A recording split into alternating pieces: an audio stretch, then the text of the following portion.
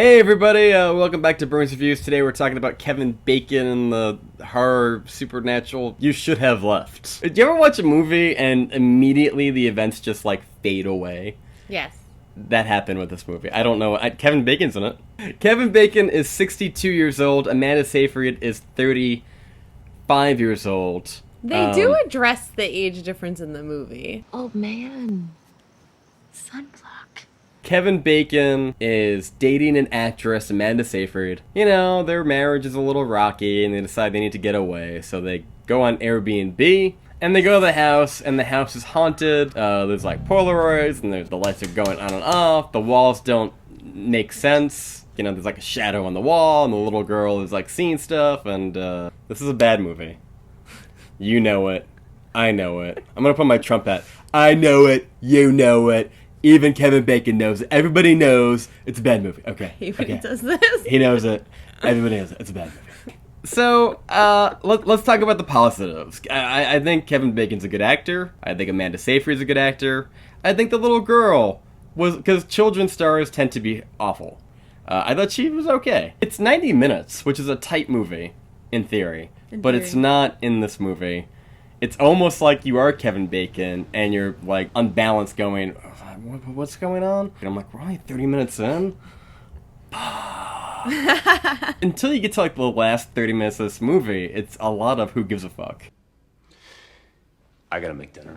Like, you know, what happens when you have a much older man and a younger woman and she's turned down by her actor friend or producer friend or director friend or whatever it is. Her friend. Her friend Max. She's got 2 cell phones, oh my god.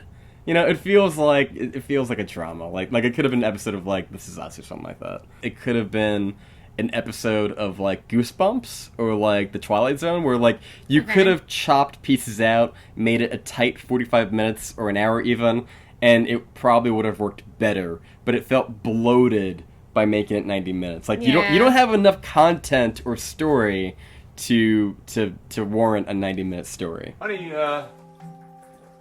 do you need shampoo? I don't know. They really don't give them a lot of depth. They just show that they're having issues. He has a past. He obviously has trust issues with her. And then the house is doing some weird stuff. There's some shadows. It's really big in some areas and small in others. Long hallways. It's just, I don't know, it's kind of all over the place. It reminded me of like the Blair Witch Project when they're walking. Hey, didn't we see that big rock like an hour ago? It's like, that's the same rock. It's that shit. They even leave the house and keep walking, and I knew they were gonna do that when they were doing it. So I was like, why are we doing this? This is awful. He's talking to the shop owner in town, because they got one shop owner, who explains to Kevin Bacon that, and this is a little bit elaborated more in the book, that God and the devil are at odds, and they battle through this house. Before it was a house, it was a tower. In the movie version, there was like a middle house. But in the book... Before this, there was a tower, and in the book version of it, God and a wizard join forces. I'm just thinking of like Gandalf or some shit. Yeah, to kind like of. beat out the devil. And like the idea is that that the devil collects, I guess, like souls. Right. And like, you know, sometimes the house picks the people, sometimes the people picks the house. They find one another. The idea is that bad people will just kind of like a magnet get gravitated to this house, and a lot of them go missing. You know, and they explain that, and, you know, here's your dumb triangle. The angles don't add up. All right, whatever. But yeah, and I remember thinking there's a lot of flashing lights, and the entire house is kind of empty, and I'm like, they made this movie on the cheap. Because it's just him, like, trying to climb stairs and then falling down the stairs. And, like, trying to go through a door and putting a chair there and then, like, you know, like, the door closes anyway. Like, there's no production in this movie. There's nothing, like, there's no special effects. There's no... Yeah. There's nothing shiny about it. It's like, they just went to a house with Kevin Bacon and a camera. Right. And, I don't know, whatever. You know what? You finish this video. So I can't fucking do it. Well, this is awkward. Reminded me of the movie The Lodge, but The Lodge did a much better job of telling the story. Yeah. Want to give it a rating? It was really funny. I figured somebody might make a joke of, like, if you actually had gone to see it in theaters, be like, I went to go see You Should Have Left, and let me tell you, the title is exactly what you should have done. I'm gonna give it a 6. 2. Damn. And the 2 points is like a point for Amanda Seyfried, a point for Kevin Bacon, and then No point for the little girl? whatever. Final thoughts? Get it together, Blumhouse. I don't know. Well, the writer-director, I think, is the same guy who did Stir of Echoes and Secret Window.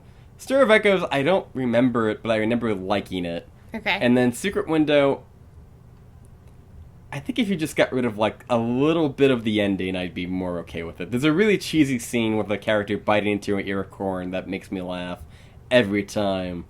If they cut, like, maybe a little bit off the end, maybe it wouldn't be as bad as I remember. Just gotta shut it off before it gets to that part. It's and super we'll be cheesy. fine. It's super cheesy. Alright, anyway, guys, I've been John.